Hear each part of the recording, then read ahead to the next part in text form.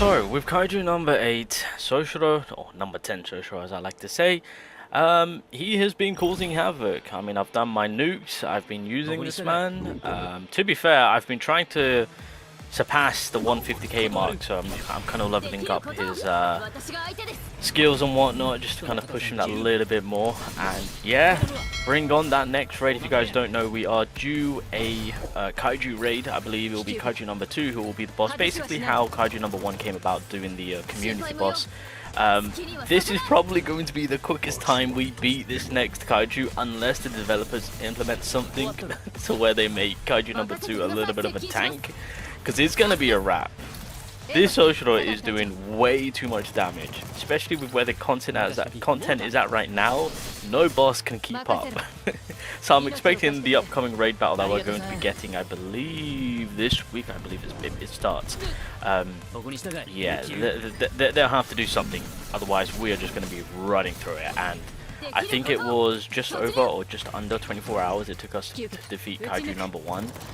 And if it's the same and nothing changes, Kaiju number 2 will probably be beaten within half that, so 12 hours.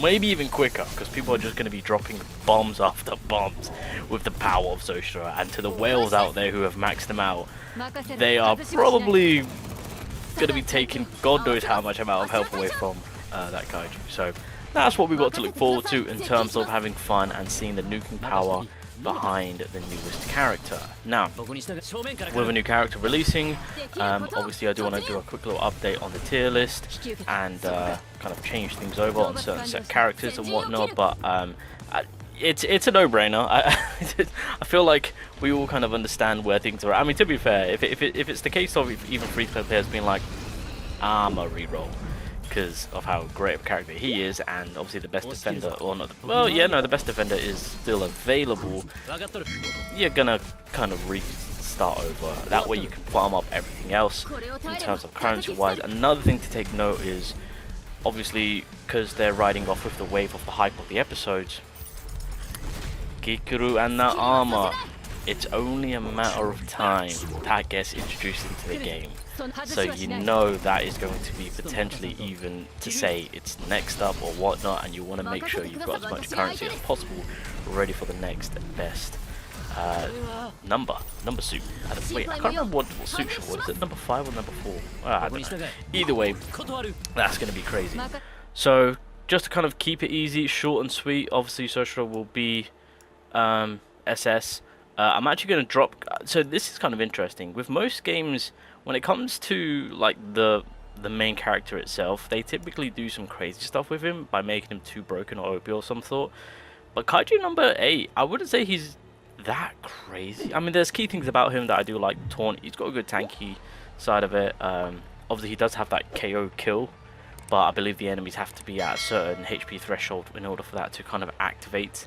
But I'm actually going to knock him down to S, because for me personally, with how I've been feeling him, I'm not seeing him on par with the current DPS that we have. In terms of, obviously, I mean, he's nowhere near the level of SOSHIRO, of course, but like when it comes to Ichikawa and Narumi, of course, for me personally, maybe I haven't put much work in, but for right now, that's kind of where I'm going to be deeming him. I'm going to drop him down to S. That's kind of how I feel about him. But actually, let me just move you guys. There we go. Yeah. SOSHIRO, the 4-star, will stay at S. I'm sorry, his buddy skill I absolutely love. But yeah, we'll keep that there. Minna, there we go. Yeah, that stays. Okay, cool.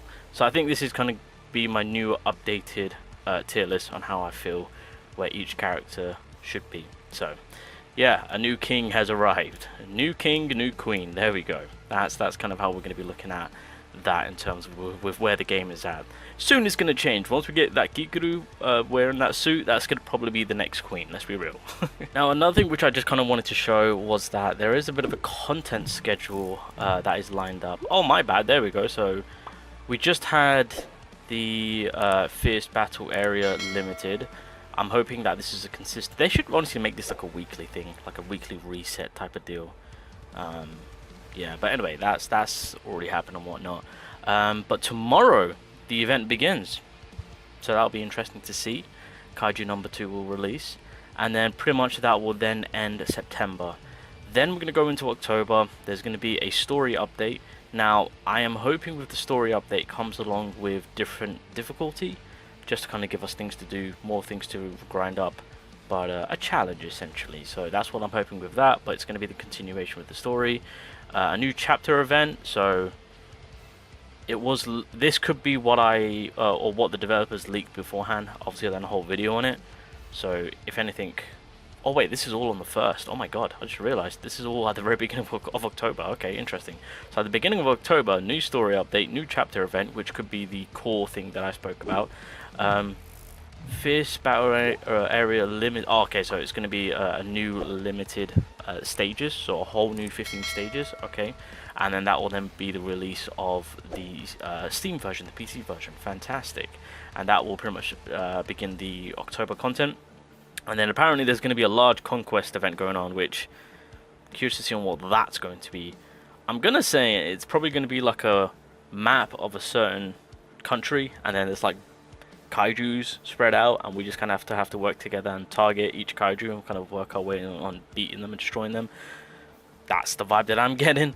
Or it could be like a single player type of content, who knows, we'll have to wait and see. But that pretty much sums up at the beginning of October being done and dusted, and I'm hoping that we can get through this as soon as possible, because at that point I'm going to keep my eye on to see if they're going to be implementing things that we have informed them on in terms of this survey, because I'm still hoping that that's something that they're going to take into consideration and actually, you know, do things right. I mean, already, to be fair, the one thing that we have been crying about is the game has no content.